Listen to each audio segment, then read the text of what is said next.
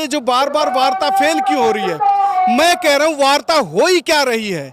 उनकी सीधी सीधी दो हरफी डिमांड है। किसानों की शुरुआत से किसानों की मांग में कोई डाइल्यूशन नहीं हुआ, कोई डाइवर्शन नहीं हुआ।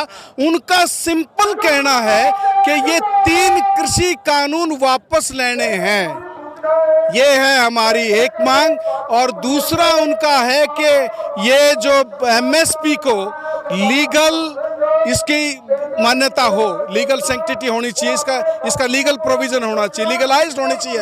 MSP should be legalised. और ये जो बाकी तो है कि बिजली बिल और ये जो आपका पराली वाला, अब सवाल एक पैदा होता है कि पहले तो इन्होंने ये कोशिश करी कि इनको कोई महत्व ही नहीं दो, सेक्रेटरी लेवल की मीटिंग करने लगे, किसानों ने बाइकआउट किया कि व्हाट नॉनसेंस, यू आर, हमारे कुछ इज्जत ये है। फिर इन्होंने तोमर साहब के कृषि मंत्री के अध्यक्षता में शुरू करी बैठक, पीयूष गोयल एंड अदर्स, उसमें 3 मंत्री बैठने लगे। किसानों का कंसिस्टेंट स्टैंड है कि हम 3 कृषि कानूनों को वापस लेने, बोला नहीं कुछ बताइए, कुछ इसमें कुछ अगर संशोधन कर सकते हैं, हम रेडी हैं। पहले तो कुछ भी सुनने को रेडी नहीं थे, फिर कह रहे हम संशोधन करने के लिए रेडी हैं।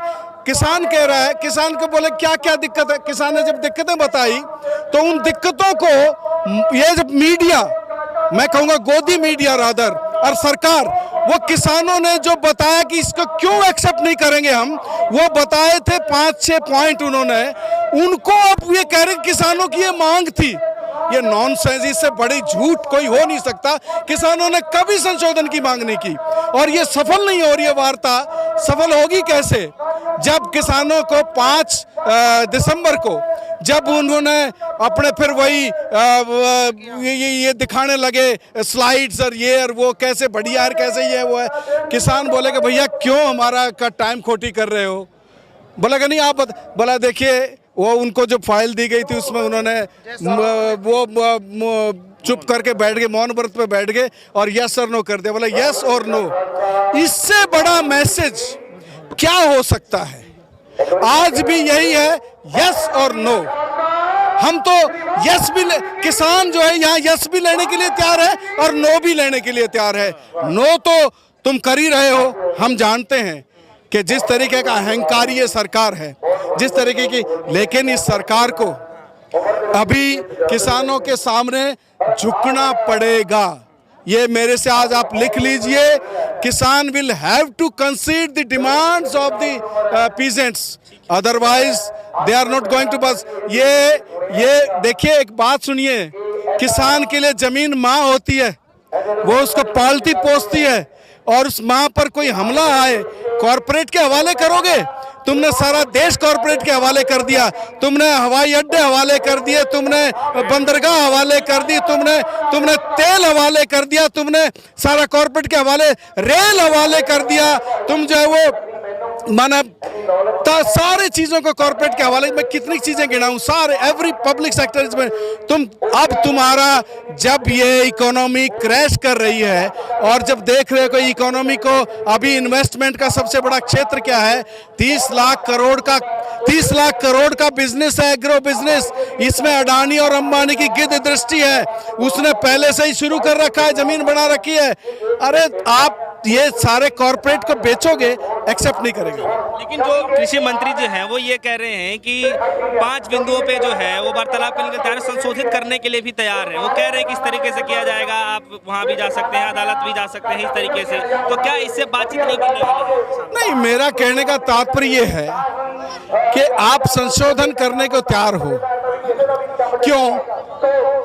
पहले तो कह रहे थे प्रधानमंत्री वहां, इधर तो किसान सड़कों पे है, उधर वो बनारस में दीप दिवाली मना रहा है, प्रदूषण पैदा कर रहा है, प्रदूषण के खिलाफ बात करता है।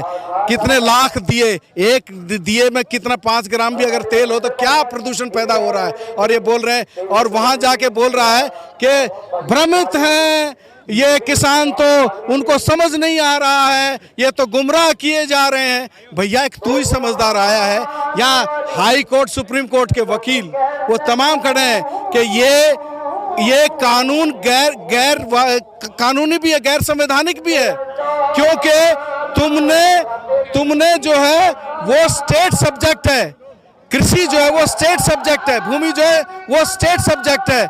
उस स्टेट सब्जेक्ट के बारे में लॉ बनाने के लिए आप राज्यों को कंसल्ट नहीं करोगे? एक भी, जब बार बार पूछा गया, एक भी किसान जत्थेबंदी नहीं है, एक भी किसान संगठन नहीं है जिससे बात की गई। इवन उनके अपने जो इनका जो किसान संघ है, इवन उससे तक बात नहीं की गई है। 3 स्टेजेस पार करनी पड़ती हैं किसी भी आंदोलन को। मैं आपके माध्यम से एक बात कहना चाहता हूं, 3 स्टेजेस पार करनी पड़ती हैं। एक है, पहले उसको डिस्क्रेडिट करो। दूसरी स्टेज होती है डिवीजन पैदा करो, फूट पैदा करो। तीसरी स्टेज होती है उसके ऊपर रिप्रेशन चलाओ।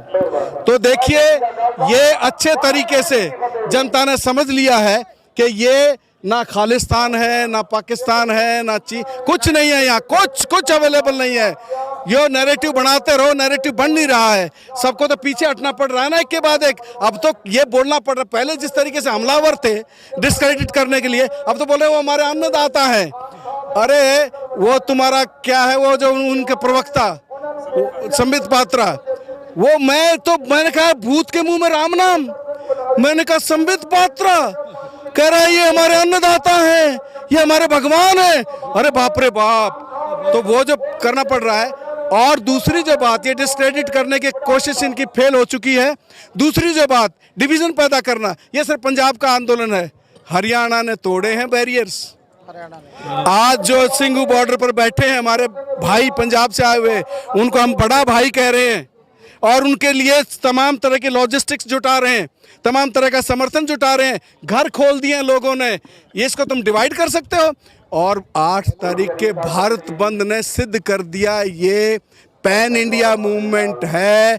जिस तरीके का समर्थन आया, वरना ऐसा अहंकारी गृह मंत्री, क्योंकि सरकार तो 2 आदमी की है, रंगा बिल्ला कहो जो भी कहो, खैर हम तो नहीं कहेंगे ये बात रंगा बिल्ला वाली, क्योंकि एक मोदी है, एक शाह है। तो ये शाह को क्या उनको फीडबैक नहीं है सारी इंटेलिजेंस की कि किस तरीके से पूरे देश के अंदर ये फैलता जा रहा है? और उसको फिर शाम को ही मीटिंग बुलानी पड़ी, शाम को इनफॉर्मल डिस्कशन जिसे वो कह रहे हैं। तो अब मैं एक बात और बता दूं, जो तीसरी बात कि division is not available here, क्योंकि मैं आपके माध्यम से एक बात बता दूं सभी को, जो कंफ्यूजन दूर हो जाए। यहाँ जहाँ पंजाब की जत्थेबंदियां वो अगुवाई कर रही हैं और तमाम हिंदुस्तान की किसान जत्थेबंदियों ने इस बात को एक्सेप्ट कर लिया है कि किसान हमारे अगुवा हैं, वो जो वो फैसला कर देंगे वो हम उसको लागू करेंगे, सारे देश में लागू करेंगे। तो ये डिवीजन भी यहाँ अवेलेबल नहीं है।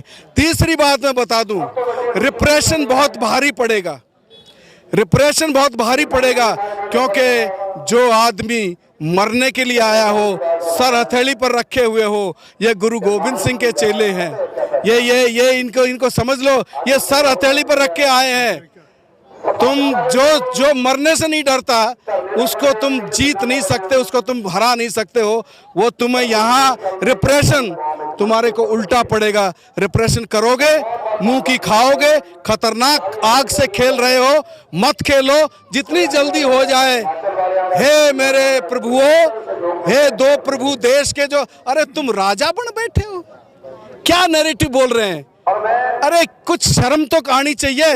नड्डा बोल रहा है क्योंकि राजस्थान में हमें वो ज़्यादा सीटें मिली हैं और वहाँ किसान देता है वोट, इसलिए किसानों ने वोट दे दी है और हमारे इन बिलों पर मोहर लगा दी है।